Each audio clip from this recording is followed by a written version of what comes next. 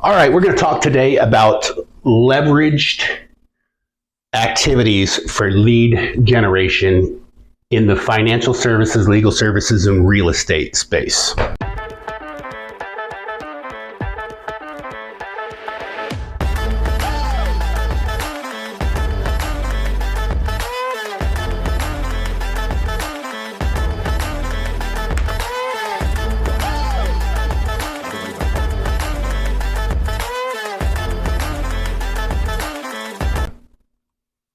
Okay, so my name is Mark Sias, and my wife and I own a couple of businesses. One of them obviously is a mobile notary signing service, which is a staffing company that provides mobile notaries.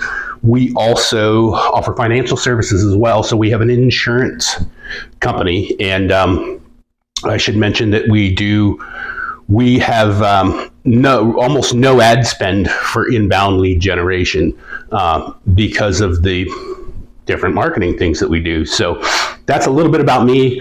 Got 100 million leads, Alex Hormozi. You should definitely get this book. You should check that out and get that. It's freaking brilliant. Wish he would have came out with it years ago, actually. But so some of this is just a takeoff of Mr. Alex Hormozi. He does a great job of explaining this stuff. I'm going to put it into the practical application because he speaks kind of broadly about leveraged activities, and I'm going to speak specifically about some leveraged activities in these professional services space.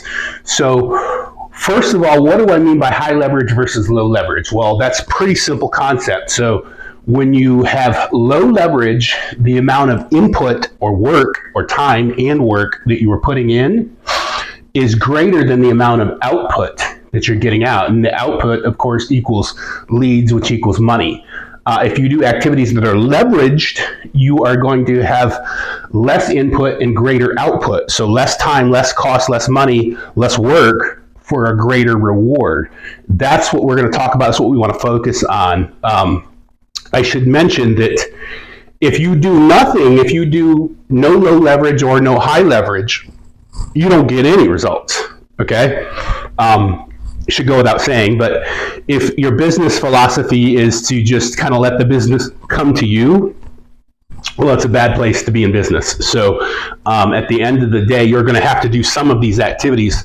So I have found, either through personal experience or through helping other people or through making referrals from our businesses, that this stuff all works great for insurance, paralegals, notaries, of course, credit repair, tax preparation or CPA, realtors, and even investors. Now, I'm not a realtor, not a real estate agent. Do make a lot of referrals to them. We do periodically invest in properties ourselves, so I know this stuff works for that. Also make referrals to other investors when it's not a good fit for us. So we used to do taxes, but we have learned to do things that have what's called a higher average order value. So what am I talking about with that? Well, so for taxes, for tax preparation, your average person, your average tax preparation scenario is going to pay you about $200 for 15 minutes of work.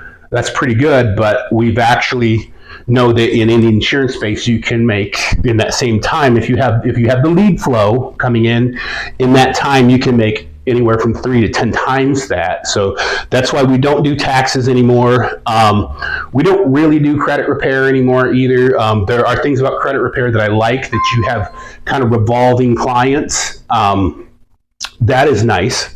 But with the insurance, you can get that same revolving residual income, and you can get a bigger payday. So we have taken our marketing skills, marketing concepts, and moved a lot of them over into that space as well. And technically, I could say that we are also in the course creation or digital creator space as well, because we do offer courses. I'll talk about more on that in a minute. But so let's talk about activities that generate leads, okay?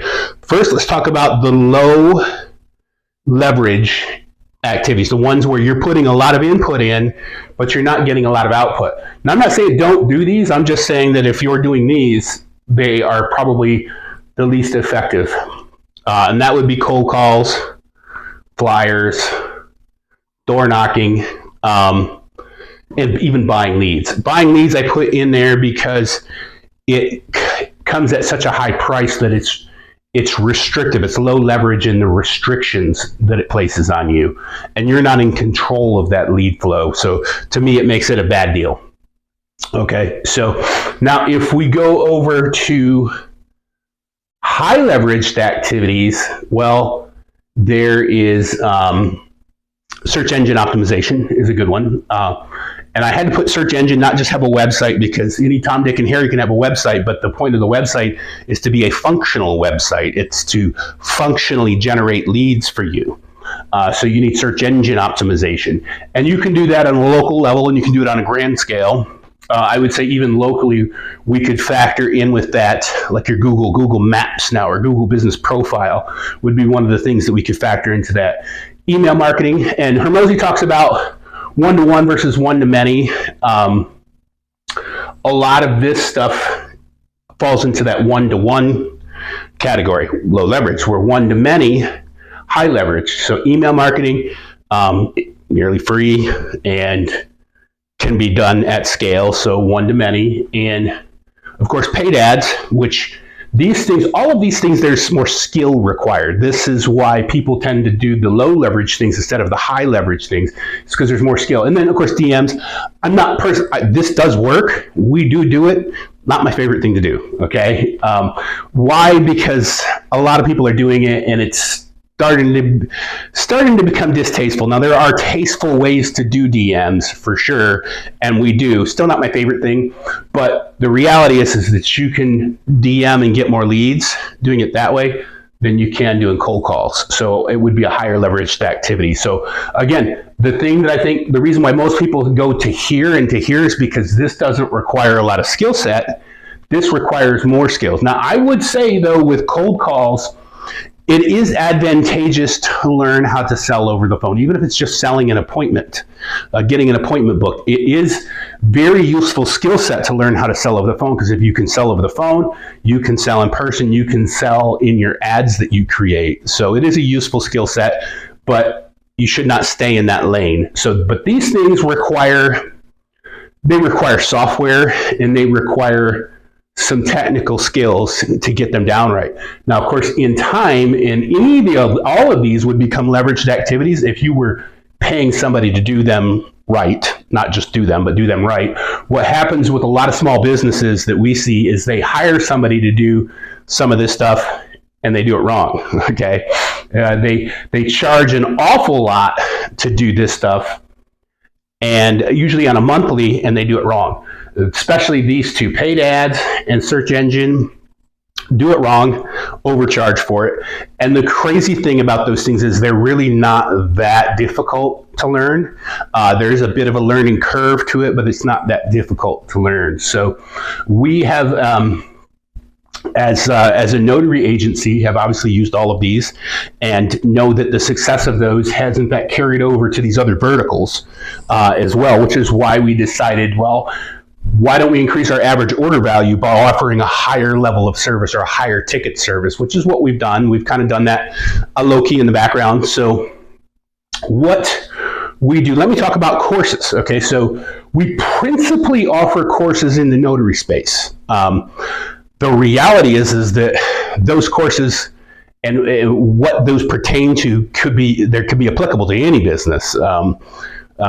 For sure, they can work in any vertical. We know that because we've transferred that over. So, but by design, we have designed these training courses for notaries to email, for notaries to do, digital marketing, and for notaries to break into the industry and get it right. But we, of course, have consulted with other businesses as well to help them, apply some of these concepts. And we do have a lead generation course for insurance agents. The reason for that is because we've had a lot of requests from insurance agents to help them get leads. And the ads that are somewhat nuanced. If you're running paid ads for insurance, it's somewhat nuanced how to do those. So there's a specific way to do those versus the way you would do ads in other verticals. And all of those are going to be different. It would be impossible for me to know how to run ads in all different verticals. I do know how to run ads for courses, and I know how to run ads for insurance, for sure, and things that we're actively in, but I wouldn't have the slightest clue how to do it for a real estate agent. But I do know that all of those will work for you, but just paid ads are very nuanced, and there's money at stake. But so we are, so with that training, of course, we are, because of requests and because of just meeting people getting referred to us. We've been up the barber out as of recently.